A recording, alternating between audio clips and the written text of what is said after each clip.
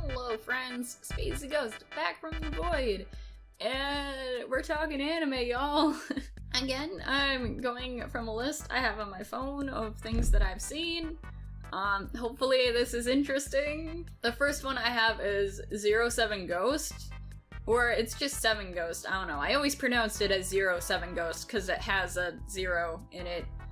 But it's about this boy.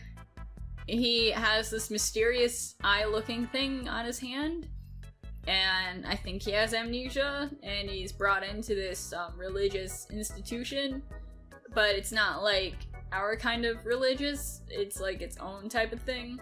In this religion, there's like 7 gods that they praise over and stuff. There's like a religious military, I think, that's like evil, and they got like the evil black uniforms, and like, oh, the good religious people have the white uniforms. So that's kind of like cheesy, but also kind of cool aesthetically. The artwork in the manga is beautiful. I was like so blown away. I think the anime captures the style pretty good, not perfectly, because this was in the early 2000s, I think, when they were still getting used to digital anime, but not too much of a disappointment. So this boy has this thing on his arm that's kind of illegal or something. This grand power that the evil religious people want to have for their own. This boy goes kind of undercover in this institution to like study religious magic, I think. Like warding off evil spirits, that sort of thing. Come to find out that the high priests that like watch over him and stuff, it becomes pretty clear that these 7 high priests or whatever are like reincarnations of the 7 gods. You're figuring out the mystery as it goes along with this boy. 2 times I cried about this series. Like when I read the manga and when I read the anime. Because of his fucking best friend. Like, I'm not gonna say anything. Wait, no, I cried 3 times. Twice for the manga and the anime, and then because there's a small thing that happens right after the spoiler, where like as soon as I was done crying, I was like bawling tears again. Like, I didn't think I had any tears left, but oh look, it's raining, I guess. One thing that the anime gets wrong though is that it's like a really slow. It's like super slow. It's like 24 episodes and they only get the first arc done. And you'd think like, oh, they're just waiting on a season 2 or something. Like, no. Season 2 never happened. And it sucks because I was hoping to see things that happened after the first arc, because I got a bit ahead of myself in the manga, and then no, they just leave it where I left off, which is fun. That's nice. Whatever, I guess. And after the first arc, that's where things get interesting. So if you like anime that has like that kind of religious aesthetic that some anime have, and if you're like me and you like anime where like it's just a whole lineup of like pretty boys and stuff, then you should check this out. Although I would prefer the manga to the anime. 7 out of 10. The next one is a movie called They Were 11. So They Were 11. It's like super old. Like so old. They just have it on YouTube. You could go watch it now if you want, and like no one gives a shit because like who's gonna watch this old thing? But like it's actually super cool. It's about these 11 people. They have to take this test before they get enrolled into this super elite space institute or something. Wait, no, it's 10 people, and they have to take this exam on a deserted spacecraft. And they just have to basically stay alive without any input from the institute or whatever for a year, I think. The thing is, when they get on the ship, there's 11 people there. So they're like, what the fuck? Who is this 11th person? There's just like mysteries on top of mysteries. Yeah, some of it's kind of cheesy, but like that's just the kind of shit that was going on, like, during the 70s and stuff with anime. Like, you wouldn't expect it coming from, something like this, especially from its time. But there's actually a trans romance.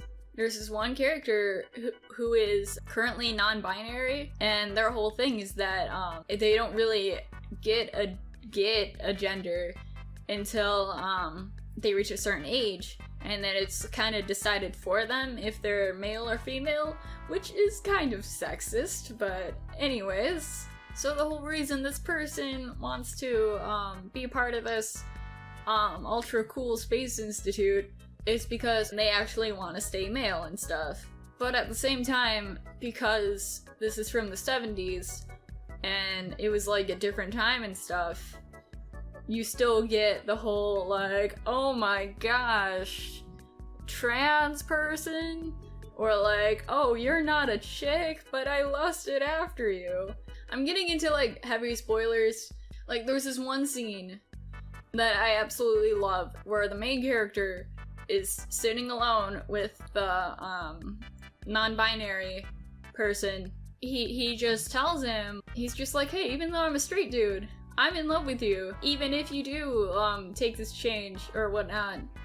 And it's, like, really sweet, because this protagonist is actually willing to be in a gay relationship. Like, holy shit, I can't believe they're doing this. I'm not gonna spoil it, but, like, literally the very last line of this movie kind of, like, ruins everything. So I just kind of ignore that.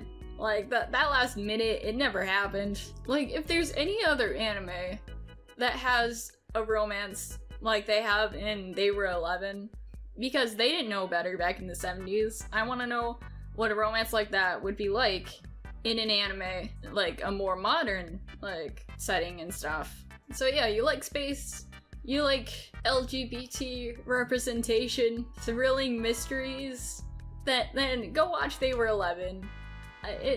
I think it's a pretty short movie too, and it's on YouTube for free, so you have no excuse. 10 out of 10. Okay, next one is 91 Days, which I think was a fairly recent anime. It takes place during the, what was it? It takes place during the Prohibition era in America, I think. I mean, now that I think about it, like, that it was a solely American thing, so of course it took place in America. But like, there's this dude, his whole family gets killed by the mob because his dad had some sort of connection to the mob. This kid, he grows up kind of plotting this revenge, and then he joins the mafia specifically to, like, enact his revenge. And that's all I'm gonna tell you about it, because like, the first couple episodes are kind of slow, but after that, like, I'm not typically into, like, mafia type stories and whatnot, but this one is pretty fucked, and I mean that in a good way. And just the relationship between the main dude, I think his name was, like, Angelo or something, and mafia head's son and whatnot. Like, the way their relationship develops and kind of, like, turns as more plot twists get revealed and whatnot. It's only 12 episodes, 7 out of 10, but only because the first couple are kind of slow. The last one for this video I'm gonna run through is, I think the title is I Know Kusabi? Hold on, I'm gonna see if there's an English title. Okay, the English titles are Love Wedge, The Space Between, Wedge of Love, that sort of thing. If you're more familiar with that or want to be more familiar with that. It surprised me. I watched the OVA. I know there's, like, a short anime series that was kind of adapted from it from, like, 2011, but I haven't gotten to that yet. The OVA that I saw was in 2 parts, and in this one it takes place in a future where I don't think there's any women. Like, I should state beforehand that this is a yaoi, so gay stuff.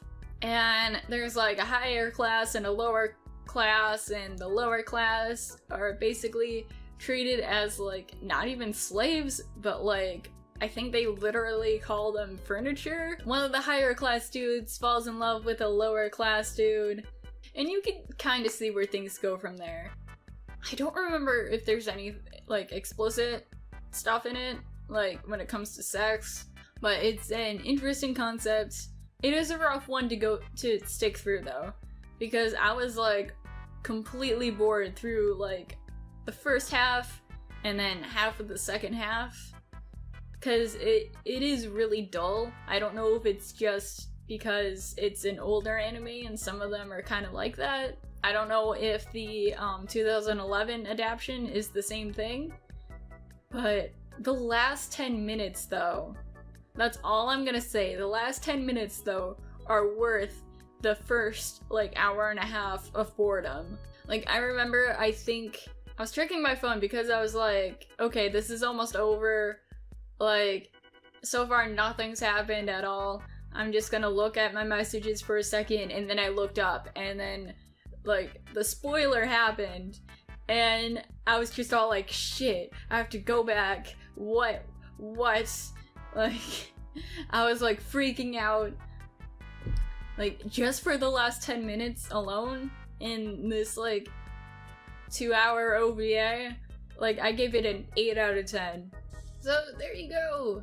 There's a bunch of anime that I've seen. Hopefully it was entertaining. Please let me know your thoughts or opinions or whatever about, like, any of the stuff I talked about today. Thank you for watching this, and I'll see you guys sometime in the future. Bye!